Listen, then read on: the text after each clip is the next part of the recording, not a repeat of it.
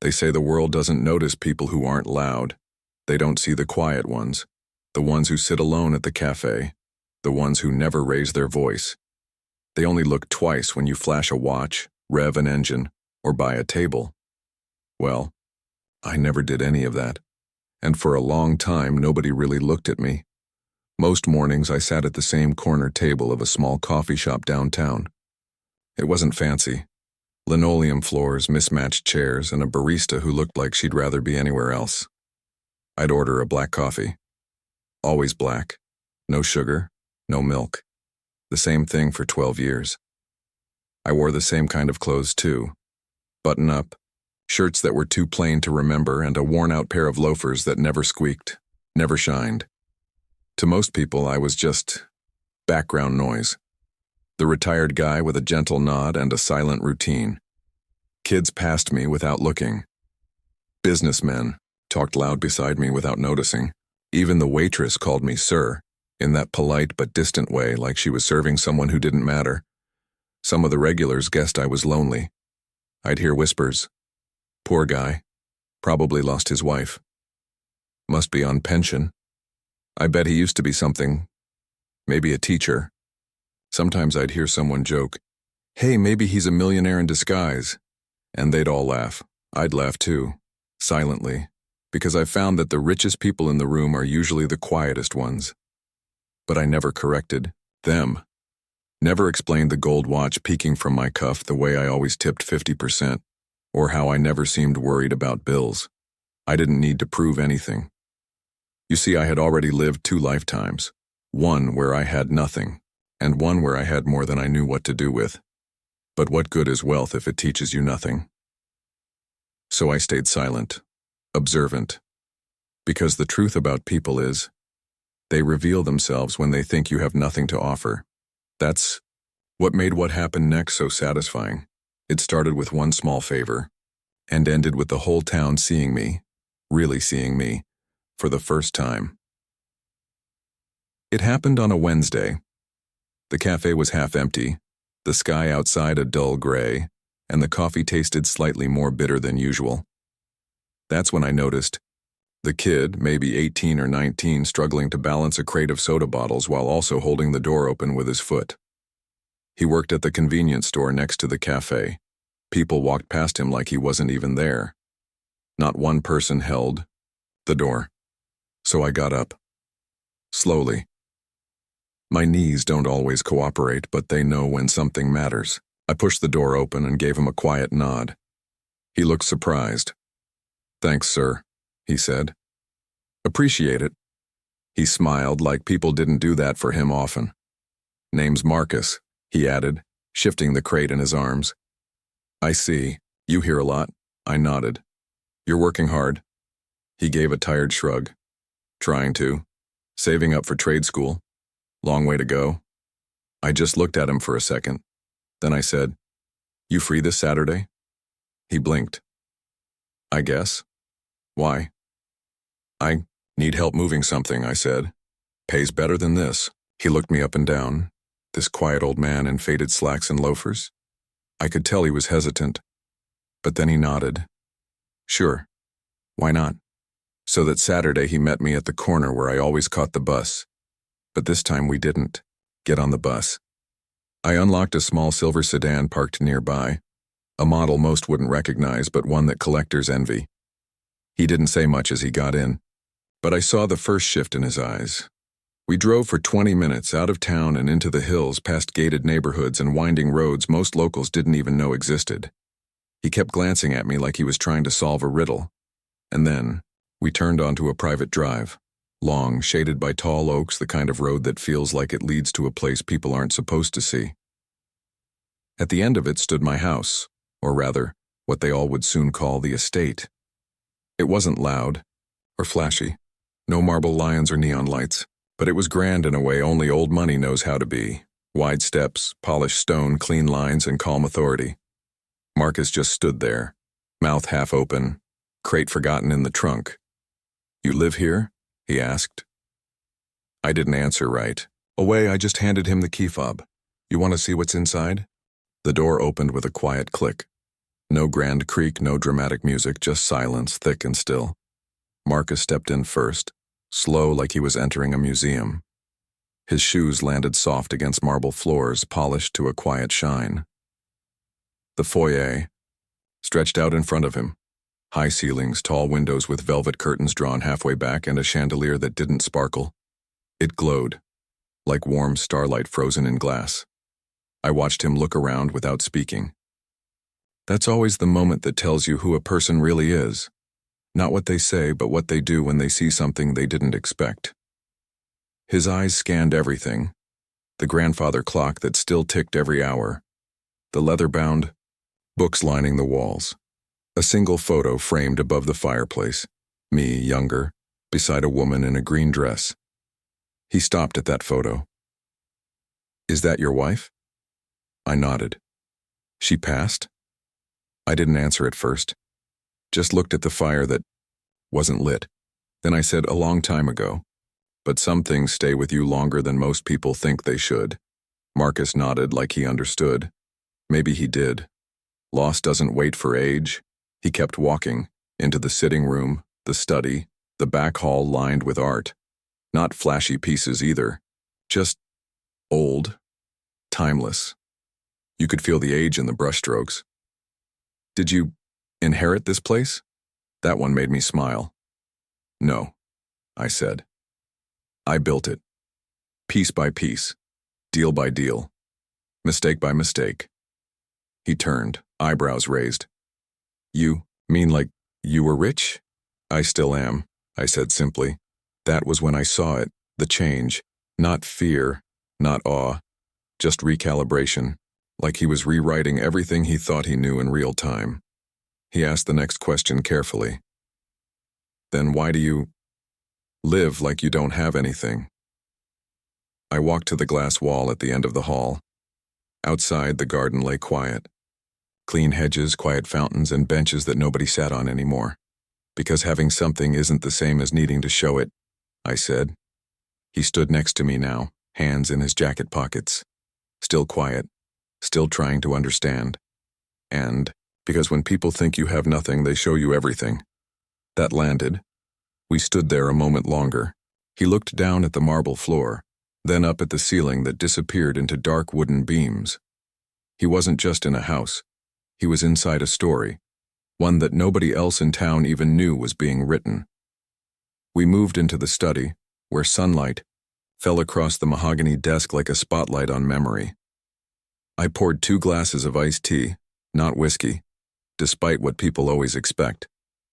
I hadn't had a drink since the day I signed the contract that nearly ruined me. Marcus looked at the shelves. Old ledgers, books on economics, and a few biographies with spines cracked from being read too many times. One had my name embossed on it. "You wrote a book?" I smiled. "Privately, just for the grandkids. I didn't think the world needed another how to get rich guide." He chuckled and ran a hand through his hair. "You really built this whole thing? From nothing?" I took a breath, sat down across from him, and finally let him see the weight I'd carried behind all that silence. I was 17 when I left home. Had 2 shirts, a notebook, and $34 in my pocket. Slept in a car the first winter. Got a job selling vacuum cleaners door to door. Worst thing you can sell to broke people. Something to clean floors they didn't even own. Marcus sat forward. His eyes weren't wandering now. They were locked in. I got fired after 6 months, not because I was lazy, but because I refused to lie. They told us to tell single mothers the dust could harm their babies just to make the sale. I walked out. I leaned back and let that sit. He needed to understand this wasn't a story of luck. So I started over. Taught myself bookkeeping from free library classes. Did freelance tax work for people who couldn't afford the big firms. They paid in casseroles, used tires, sometimes nothing at all. Marcus blinked. "You were broke but still helped people?" I nodded. "If I waited to be rich to be decent, I'd be poor in more ways than one." He didn't speak, just listened. Eventually someone noticed. A local mechanic recommended me to his cousin, who turned out to be sitting on an auto repair chain. I helped him clean up his books. In return, he gave me 5% equity. That one decision paid for this house and 10 more like it. I didn't. Say it with pride. Just clarity. Truth. Marcus looked around again. This time differently. Not with awe, but respect. Like everything made sense now. Like the silence had meaning. I've made money, I said. Lost it. Made it again. But I learned the trick isn't the money. It's what you refuse to lose even when everything else is gone. He sat back, mouth half open. And what's that? He asked. Your word, I said. Your time, and your kindness, especially when nobody's watching. If this story's starting to feel familiar, if you've ever been underestimated or hidden more than people ever saw, make sure you hit subscribe. There's more to this story than just the house, and the next part might just change how you see people forever. It didn't take long for the word to get out. Marcus didn't mean to say anything. But sometimes truth leaks through people who were never meant to carry secrets. He told one person, a friend from the corner store, someone he thought wouldn't say a word. But that's the thing about stories like mine. They spread faster than fire in a dry forest, especially in a town where nothing ever really happens. By the end of that week, 3 different people had approached me at the cafe, not with their usual polite nods or casual dismissive greetings, but with something new in their eyes, curiosity and calculation. Mr. Dawson, one of them said, using my last name for the first time ever, I hear you're a bit of a legend. Why didn't you ever tell us? I smiled, just enough to make them wonder. You never asked. Suddenly, people wanted to sit with me. The same folks who once barely noticed I was alive now wanted to know about my business advice, my past ventures, even my thoughts on cryptocurrency. A waitress who used to rush past my table now lingered when pouring my coffee. The barista who never remembered my name now spelled it in perfect cursive on the cup. It wasn't hatred or envy. It was something subtler. Opportunism wrapped in politeness. And yet a few looked at me with something different. Embarrassment. Regret. One man came up to me, early 40s, always dressed sharp, always loud. I gotta be honest, he said. I thought you were just some old guy wasting time. Didn't mean any offense. You didn't, I replied. You just confirmed a few things I already suspected. He gave a nervous laugh. Guess I misjudged. No, I said, sipping my coffee. You judged exactly as you meant to. You just didn't expect to be wrong. That's the thing about perception. It's never neutral. People treat you based on the value they think you offer. And most people? They only see value when it's loud, branded, or holding a gold card. But Marcus still came around. He didn't ask for money. He didn't pitch me a business idea. He didn't even mention the house again. He just sat with me, shared stories, and helped fix a loose stair rail I hadn't gotten around to. One morning, I asked him why he was still coming by. You remind me of my granddad, he said. Except, you actually talk. That was the moment I knew I had chosen the right person to bring into my world first. A few weeks passed. The whispers softened. The curiosity remained, but it lost its sharpness. People weren't just fascinated anymore, they were cautious, like they were waiting for me to make some kind of move. Some assumed I'd donate to the mayor's next fundraiser. Others thought I might renovate the old church or fund a new wing at the hospital. I did none of that. What I did was simpler and far more disruptive. I asked the local cafe owner, a woman who'd run the place for 18 years, if she'd let me host a small gathering. Nothing fancy, no flyers, no media, just invite whoever. She thought could use a good conversation and a quiet meal. She looked confused. You sure you don't want to hold it at your house? I smiled. If they won't sit with me at this table, they don't need to sit with me at mine. So on a quiet Saturday afternoon, I showed up with Marcus and a few folding chairs from my garage. We helped her rearrange the tables, brought in a local guitarist, and laid out the food, paid for anonymously through the cafe's supplier. There was no speech, no plaque, no hashtag. Just music, laughter, and faces that had gotten used to looking past each other, finally looking at each other. People showed up not because they were invited, but because they were curious. Curiosity is still the most honest kind of attention. Sat in the corner, same table as always, wore the same plain shirt, drank the same black coffee. And that day people came to me. Not because of the house, but because of the man they hadn't seen until now. A woman I barely knew came up and said, "You know, it's strange. You haven't changed a bit. But I feel like I'm meeting you for the first time." I nodded. She asked, "Oh, why now? Why open up like this?" I looked around at the laughter, the plates being passed, the quiet connections forming between people who never used to speak. "Because wealth is only useful," I said, "when it helps other people see each other more clearly." I saw Marcus, leaning against the counter, smiling at a story someone was telling. No phone, no distractions, just present. I wondered if anyone had ever noticed him that way before. That night, the cafe closed late. Nobody rushed to leave, and for once, silence wasn't the most valuable thing in the room. After the cafe gathering, people treated me differently, not because of the house. That part had faded into the background. It wasn't the size of the estate they remembered. It was that I invited them to coffee without asking for anything in return. That kind of wealth feels heavier to people. Not because it costs more, but because they can't figure out how to repay it. A few days later, I sat down with Marcus on the back porch of the house. The sun was low, cutting through the branches in long gold ribbons. He was quiet, as usual, but thoughtful. Less like a guest now and more like someone who belonged there. He looked at me, unsure, and asked, "Do you ever feel like it was all too much?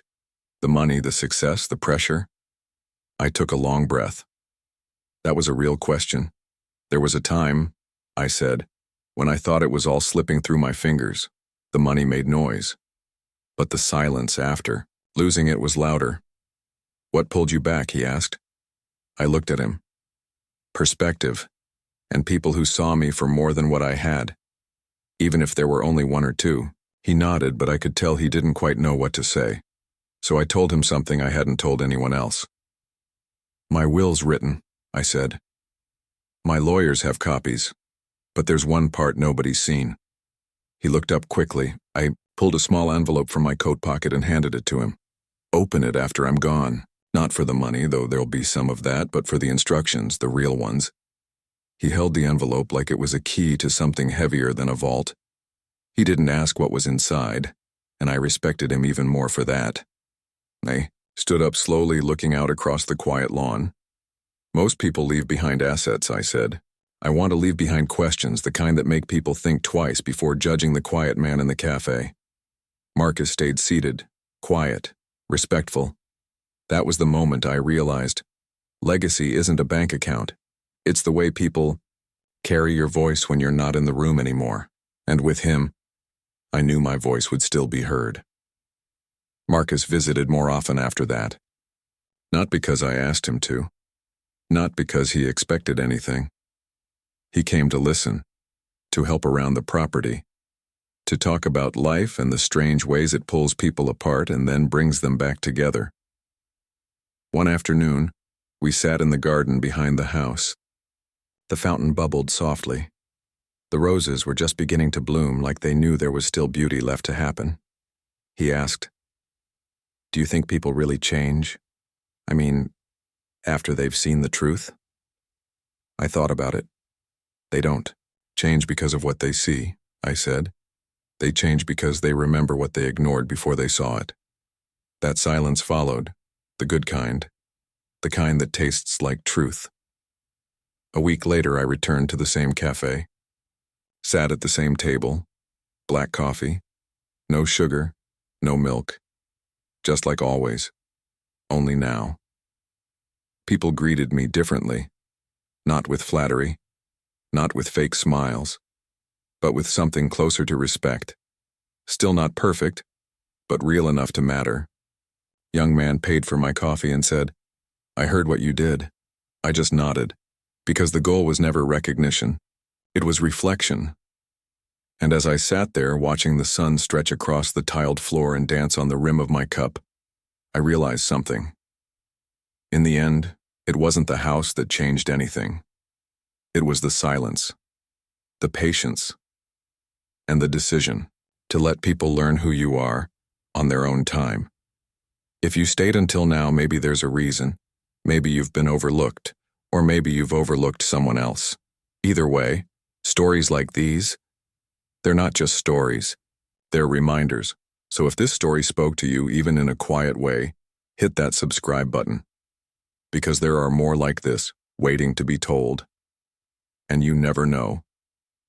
The next one might be yours. Thank you for watching. And thank you for listening. We'll see you in the next one.